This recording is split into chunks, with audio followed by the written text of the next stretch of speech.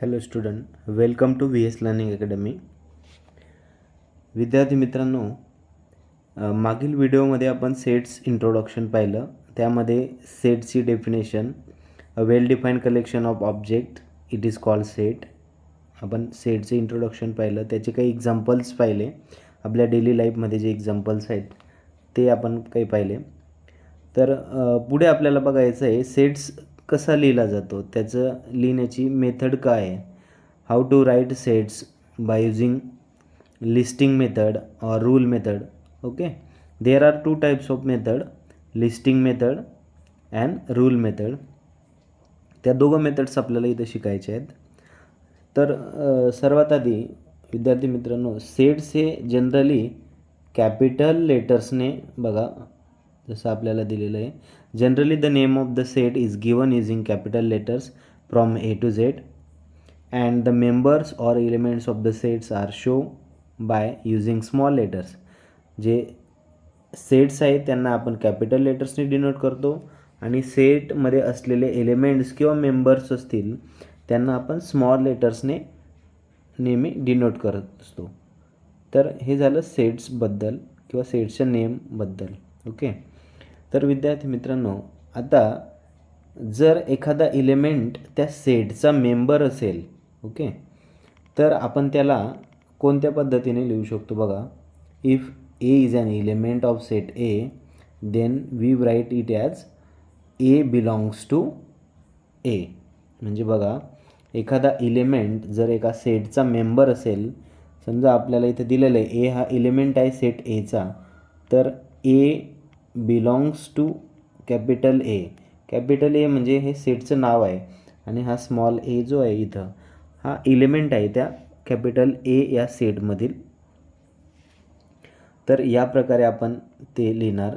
आणि समजा याच्या उलट एखादा एलिमेंट जर त्या सेटमधील नसेल तर त्याला आपण कसं लिहिणार, तर त्यालासुद्धा आपण या प्रकारे लिहिणार A is not belongs to set ए.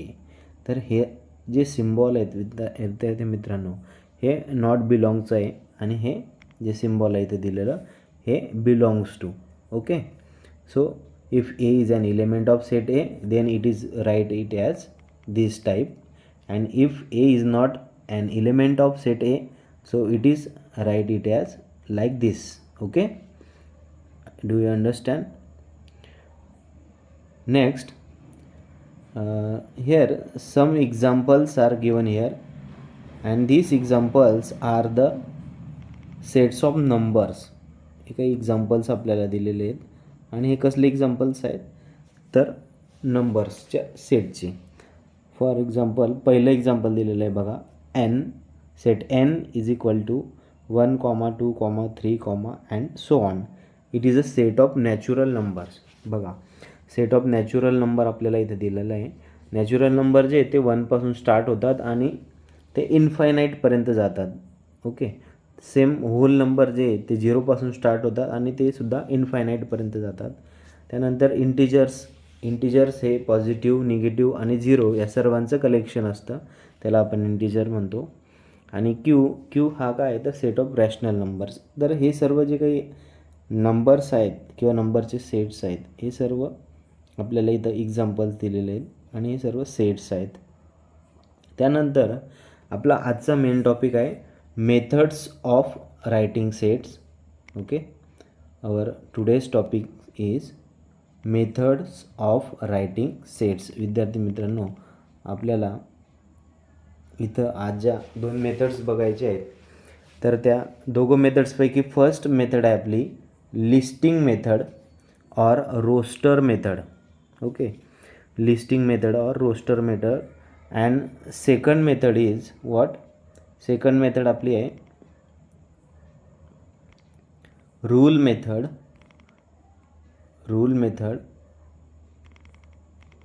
और सेट बिल्डर फॉर्म. या मेथडला काय म्हटलं जातं, rule method or set builder form. तर या दोघं मेथड्सचे काहीतरी रूल्स आहे, ते रूल्स आपण स्टेप बाय स्टेप समजून घेऊया आणि त्यावरचे एक्झाम्पल्स पण समजून घेऊया. त्यामुळे आपल्याला क्लिअर होईल की लिस्टिंग मेथडने सेट कसा लिहिला जातो आणि रूल मेथडने सेट कसा लिहिला जातो हे दोघं गोष्टी आपल्याला क्लिअर होतील. तर चला बघूया लिस्टिंग मेथड आधी. तर लिस्टिंग मेथडचे काही रूल्स आहेत, तर ते रूल्स आपण आधी बघूया आणि त्यानंतर मग त्यावरची एक्झाम्पल्स बघूया.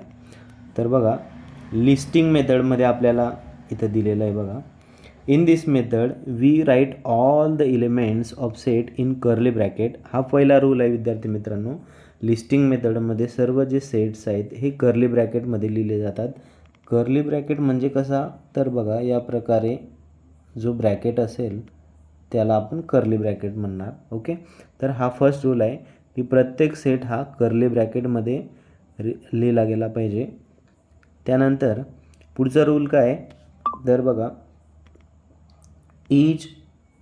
नेक्स्ट रूल आहे each of the element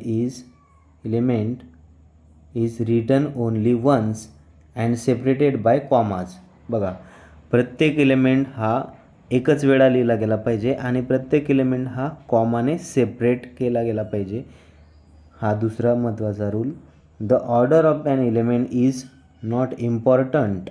okay, order जी आहे एलिमेंट्सची ती इम्पॉर्टंट नाही आहे इथं, but it is necessary to write all the elements of the sets. बघा विद्यार्थी मित्रांनो, या लिस्टिंग मेथडमध्ये फर्स्ट रूल जो आहे तो काय, सेट हा कर्ली ब्रॅकेटमध्ये लिहिला गेला पाहिजे.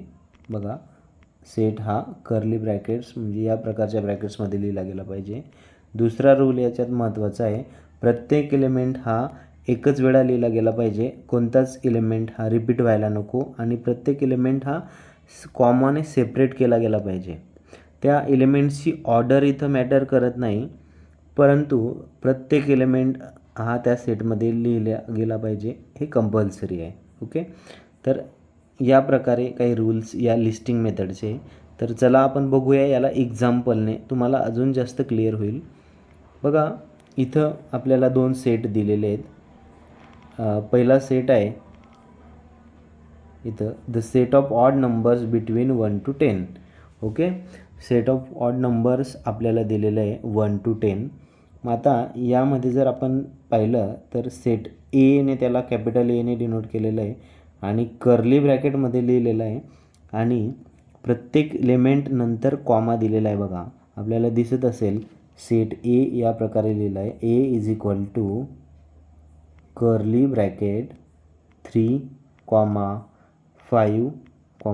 7, 9. Okay, and curly bracket close.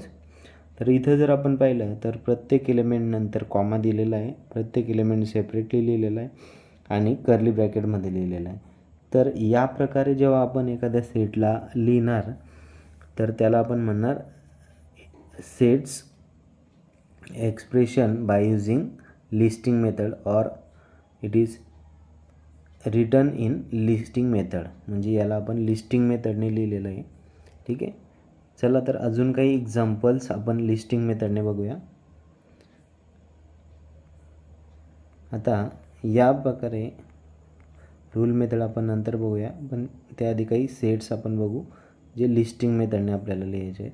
तर बघा या ठिकाणी काही आपल्याला एक्झाम्पल्स दिलेले आहेत, यांना आपण लिस्टिंग मेथडने लिहू शकतो.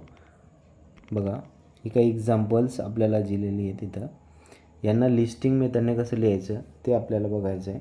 तर सर्वात आधी बघा इथं दिलेलं आहे set A set of all X such that X is a letter of the word division. Division या वर्डच्या लेटर्सचा आपल्याला सेट लिहायचा आहे, तो लिस्टिंग मेथडने लिहायचा आहे. मग लिस्टिंग मेथडने त्याला कसं लिहिणार तर बघूया. बघा लिस्टिंग मेथडने आपल्याला तो सेट लिहायचा असेल तर आपल्याला काय करता येईल. बघा डिव्हिजन या वर्ड किंवा डिव्हिजन या लेटरच्या वर्डचा आपल्याला सेट लिहायचा आहे.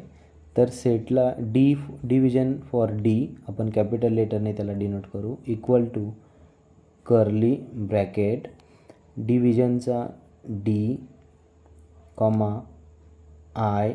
आता हे स्मॉल लेटर्सने लिहिलं गेलं पाहिजे म्हणून D comma I V comma I. आता बघा रिपीट होतो आहे आय, तर आय हा रिपीट नाही करायचा आपल्याला, ओन्ली वन्स लिहायचं आहे. तर आय पुन्हा रिपीट यात येणार नाही. सो DIVS, परत आय रिपीट होतो आहे डिव्हिजनचा, आय येणार नाही.